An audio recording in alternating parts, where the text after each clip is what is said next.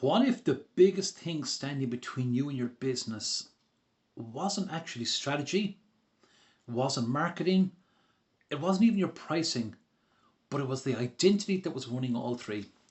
So in today's video, I'm going to show you exactly how to spot that identity and how to shift it using a framework I'm actually calling the identity shift ladder. So you're all very welcome to today's video. And we're going to take this a small bit further than where we were last week. We spoke a small bit about identity, but just briefly. So let's see, can we expand on it and not just look at identity as just something that's singular or individual, but something that can run an entire business, it can run an entire team, it can run an entire workplace culture. And by the end of this video, I want to share with you a framework, 4 steps that you can actually use this week, and that you can start shifting the identity that has been quietly setting the ceiling within your business or your workplace. So as I said, I call it the identity shift ladder. And there's 3 steps in, or 4 steps I should say, in it, but they just surprise me, and they surprise nearly everyone else, because they matter so much in the identity of a business. So let's look and say to ourselves that on the first step, it doesn't just stop at one person. I remember listening to talks before and studies from the late great Bob Proctor and the late great Jim Rohn, 2 very, very powerful and influential men, I should say, and men that brought a lot of value to people. But they spoke about self-image, they spoke about the paradigm, they spoke about the inner thermostat that directs people, all very essential. But if you run a business, especially if you employ even one more person than yourself, identity stops being a private matter and it becomes an operating system of the whole workplace. And it's important that we start to understand that. I suppose, think about it in a way. A business that has always positioned itself as cheap, or a cheaper option, it always keeps attracting shoppers that will look for cheap prices, cheap products. And no matter how good the business might be, or how much it tries to change its identity has already been set as being cheap.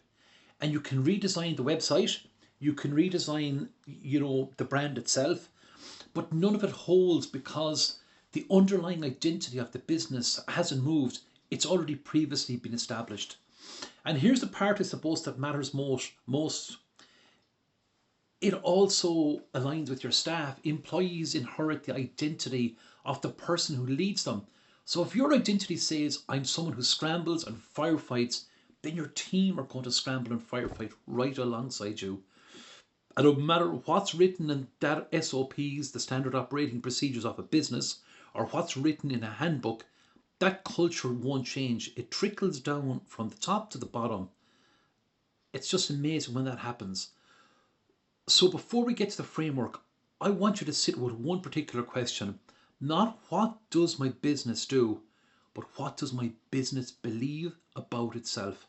Because the belief that is currently producing every result you're looking at is in your bank account. And really, that's all that really matters. Have we money in our bank account to be able to move the business? Look at section 2, I suppose, in this. It's called the identity mismatch. There's a specific version that I see constantly with self-employed people and small business owners. And it might be the single biggest identity problem in this entire audience. Most of you didn't start out just as founders. You might have started out as an employee, maybe a tradesperson, but you were someone that was told what to do and when to do it. Now that's an identity that got wired in you over decades ago. And then one day when you started your own business and suddenly the role demanded a completely different identity, you still reverted back to where you are. So decision maker, a leader, someone who sets the terms instead of waiting for them, that's the person and the identity that we need to establish within our business. But identity doesn't update just because your job title did. So you end up with a business owner still carrying employees' identity.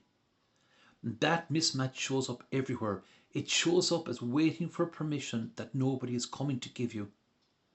And it shows up as undercharging, because some part of you still thinks, getting paid well is something that just happens to other people. It can show up as doing everyday tasks yourself, because letting go of a task feels like losing the last piece of who you actually are. So that's telling us you're afraid to delegate. You want to be in control. Look, I experienced all of this in 2008. I went through a financial crash, and rebuilding wasn't really the financial project for me. It was actually an identity project that I had to overcome. And the money followed once my identity changed, and it wasn't the other way around. So look, if any of this is landing with you at the moment, maybe it might be hitting a nerve. I'm glad it is, because we're going to be going somewhere in the next few minutes that will help you with your identity and to nudge that business forward that you have. So in section 3, we're asking what identity actually changes within a business. I suppose let's get to the concrete, because I know some of you are thinking that this might sound all nice and fluffy, but you actually want to know what moves the business forward. And fair enough, and let's look, this is really when identity itself shifts underneath you. Let's look at pricing. There's an old identity that haggles discounts. Excuse me. It apologizes for the invoice sent out even before they're gone out. A new identity will state the fee, it will hold down tight because the person behind the fee has changed not just the number typed into the box, they've changed their identity. Let's look at the quality clients. As the identity shifts, the caliber of the client himself will increase. They will pay you better because they value the service that you provide. Again, it's identity. So to change the identity, you need to change the identity of the person who also walks in through your doors. Even let's look at decision. A founder still wearing an employee's identity waits. They check, they second guess, they procrastinate. But a founder whose identity genuinely becomes owner identity, they will make decisions quickly. They'll make moves quickly. They'll often do them in the same breath. Watch two business owners in a meeting and you can usually spot the identity of each of them. And you'll spot it within 30 seconds. Even look at delegation within a business, and it's a sneaky one, delegation, because some people hoard tasks not because they're control freaks, though it might look like that way from the outside. They hoard because letting go of the task is like letting go of a piece of their identity. And delegation is incredibly important for a business to move forward. And once that identity, becomes someone who builds a team rather than someone who does everything, delegation then stops to become frightening and it starts to become obvious because you cannot do everything yourself. There's people that have better skill sets. And none of this can change, coming just from a new strategy. It cannot change just coming from an updated or a new website or an updated or a new pricing spreadsheet. It comes from the identity underneath everything. So everything goes down to identity. Let's move to section 4. It's the identity shift ladder. And I suppose this is really what I've been speaking about at the earlier part of the video. And take the time, please, to write these down because we're going to go through them properly. Let's look at step 1 of that ladder, the current identity audit. Now, you cannot change what you haven't named. So most people, they can tell you what they want to be, or they want their identity to be. They want to be confident, they want to be a leader, they want to be a 5, 6, 7 figure earner, whatever it might be. It's different for everyone. But far fewer can honestly name the identity that has actually been running the show up to this point. So the audit is simply, and it is slightly uncomfortable. Look at your last 12 months of pricing decisions, your last 12 months of client relationships, your last 12 months of tasks you refuse to hand off. What identity would produce exactly those results and no others? Not the identity you'd like to claim. The one the evidence that actually points to. Moving to step 2, we call this the evidence collection. Now, the subconscious just doesn't take your word for it. It actually needs proof. And this is where a lot of identity work, I should say, falls apart. Because people try to install a new identity through willpower alone. And the truth is, willpower really is a poor substitute for the evidence. So step 2 is deliberately gathering small wins that back up the identity that you're moving forward. So if you're in a business and you've held a price without flinching once, log it. If you've made a decision in the moment instead of stalling for a week, log it down. If you've handed off a task that you normally would have kept, log it.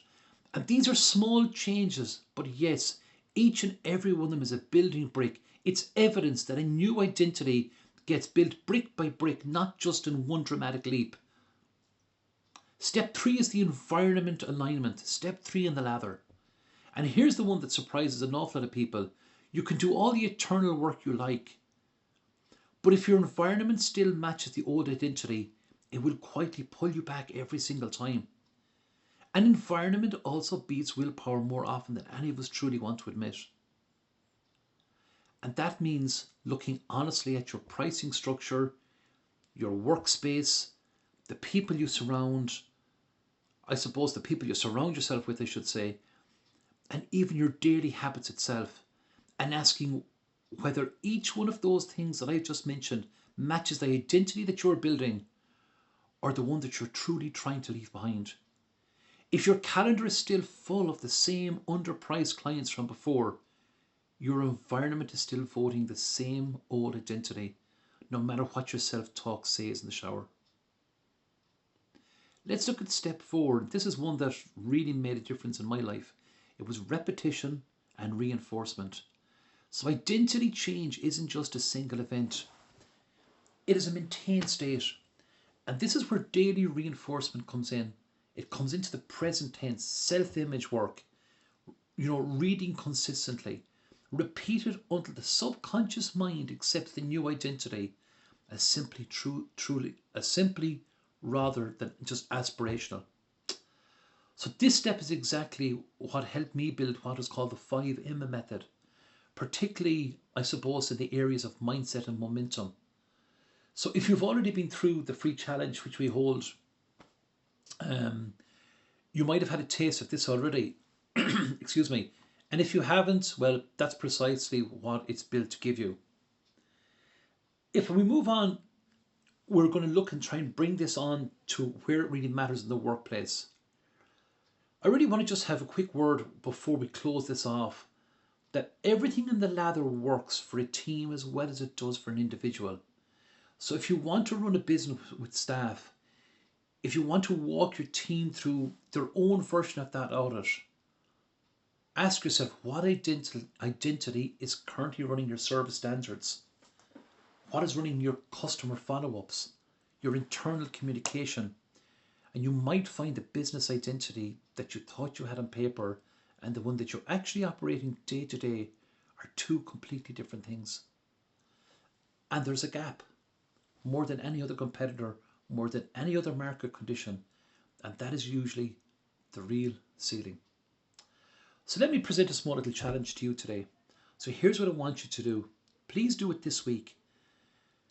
Not the whole ladder itself. Just take the audit. Take 15 minutes to look honestly at what the last 12 months pricing have been for you. What your client relationships have been like. What tasks that you wouldn't hand off to others. And name the identity that has actually been producing those results for you in your business. That's all. Just name it. You don't have to fix everything this week. You just have to see it clearly, because you cannot shift what you refuse to look at. If you want the next step laid out for you properly, evidence collection, environment alignment, and the full repetition system, that's exactly what we built inside our free 5-day income breakthrough challenge. I'll post the link below for you. So between this week and next week, I wish you the very best. I hope this video has helped nudge your business forward. I hope that you will implement some of the steps of the ladders, because I really want to see your business succeed like my business has succeeded and it's continued to move forward.